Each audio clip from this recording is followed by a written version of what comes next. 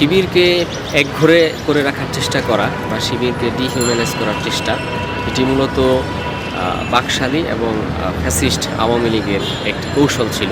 পুরনো ফ্যাসিস্ট কৌশলে অথবা বাকশালী কৌশলে শিবিরের মোকাবেলা করার অপচেষ্টা কোনো গণতান্ত্রিক সংগঠন করবেন না। জাহাঙ্গীরনগর বিশ্ববিদ্যালয়ে আমরা দেখেছি যে ছাত্র শিবির থাকলে আমরা থাকবো না, এই ধরনের কথা উঠেছে, বিভিন্ন ছাত্র সংগঠন বলেছে।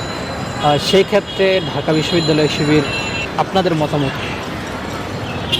শিবিরকে একঘরে করে রাখার চেষ্টা করা বা শিবিরকে ডিহিউম্যানাইজ করার চেষ্টা, এটি মূলত বাকশালী এবং ফ্যাসিস্ট আওয়ামী লীগের একটি কৌশল ছিল।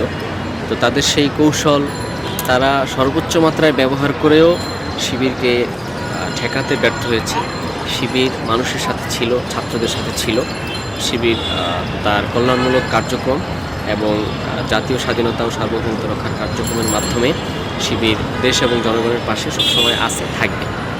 তো ফ্যাসিবাদ বিরোধী এই তীব্র আন্দোলন এবং গণ অভ্যুত্থানের পরে আমরা এটি আশা করতে চাই যে পুরনো ফ্যাসিস্ট কৌশলে অথবা বাকশালী কৌশলে শিবিরের মোকাবেলা করার অপচেষ্টা কোনো গণতান্ত্রিক সংগঠন করবেন না। জাহাঙ্গীরনগর বিশ্ববিদ্যালয়ে এই ধরনের একটি ঘটনা আমাদের নজরে এসেছে, অনেকগুলো সংবাদ মাধ্যমে এটি এসেছে।